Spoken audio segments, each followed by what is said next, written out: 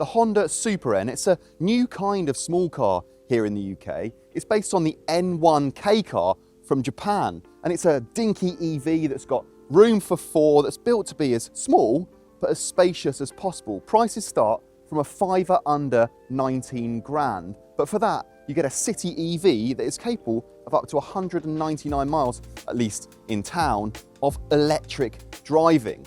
We've got just enough time for a quick walk around and a drive, so if you strap in and join us for the ride, we'll show you what it's like. I'm Richard Ingram, and this is Auto Express.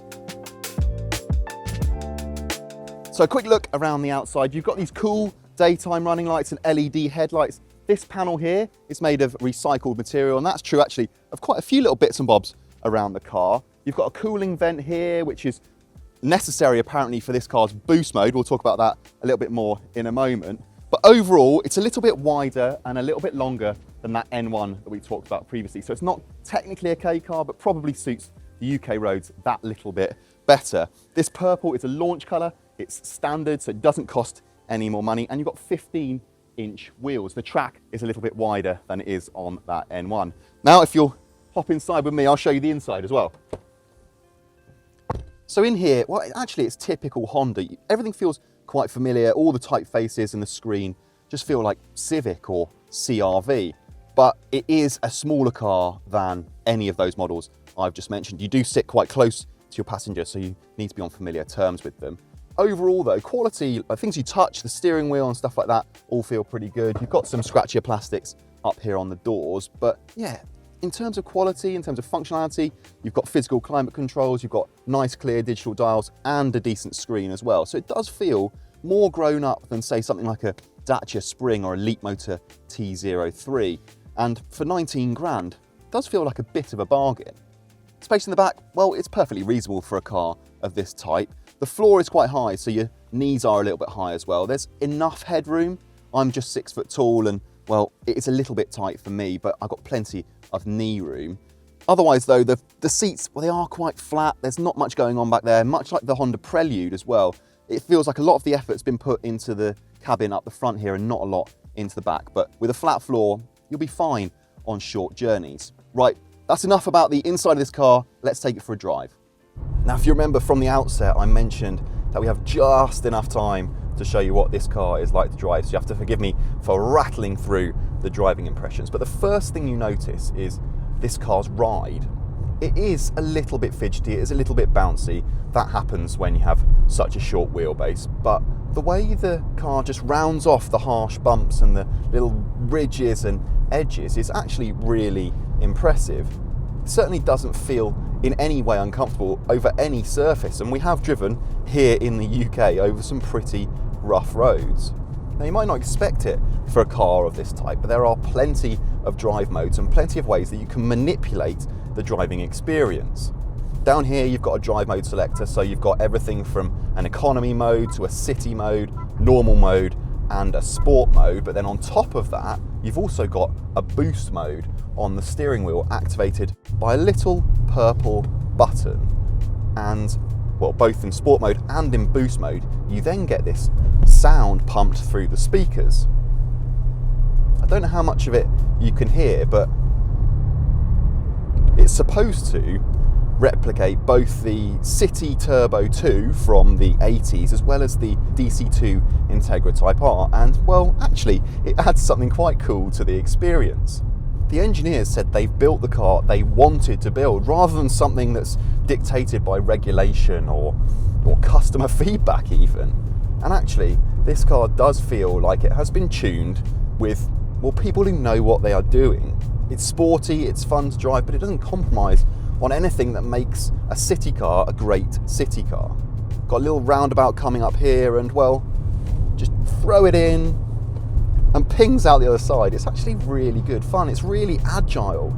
Despite the fact that this car is quite tall and quite narrow, it handles really nicely. In terms of performance, it's not fast, but you get all of the torque all of the time. So it actually does feel pretty nippy and pretty kind of zippy off the line, and around town it's absolutely adequate.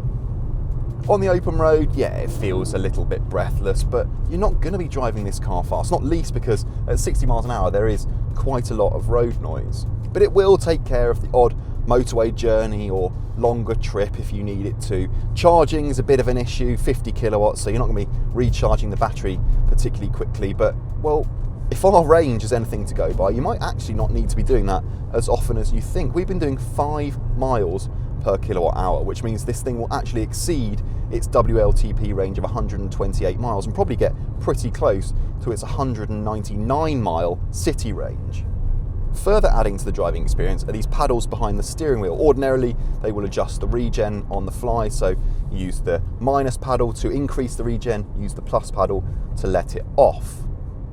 In the more restrained driving modes, you can lean on this car's strong and intuitive one-pedal drive mode, or on the open road, you can knock it all back and just coast.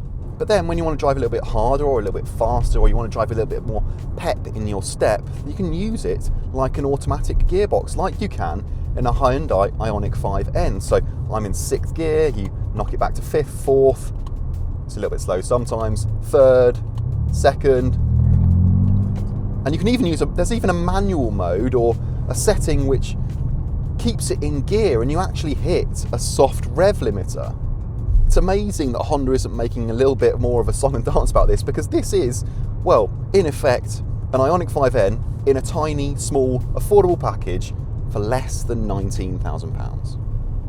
One thing worth mentioning is there is only one spec and it comes pretty well equipped. You get a full set of Honda's safety systems, and yet we've been driving it for however long, 2-3 hours, and haven't actually noticed even once the lane keep assist binging or bonging, the speed limit warning, the autonomous emergency braking.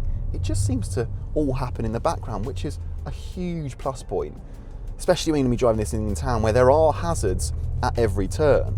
But as mentioned, the kit list is pretty strong. You get everything you can see in this video. So you get the screen, you get the digital dials, you get the climate control, you get the comfy, well-bolstered seats. It's actually really well equipped, and it makes cars like the Dacia Spring or that Leapmotor T03 look, well, really quite Spartan, and well, actually for cabin quality and standard kit, it rivals those B segment models like the Renault 5 as well. So what do we think? Well, the Honda Supern is, in our experience, a super fun, carefree, charming EV that feels super relevant right now. In our experience, it'll do 150 miles or more on a single charge, so you don't really need to worry about range anxiety, and take it from us, you are going to be smiling for every single one of those miles. It beats the Renault Twingo to the punch, and it should have plenty of breathing space between now and when that Volkswagen ID Lupo launches as well. As a kind of second car or a urban runaround, it's an absolute cracker.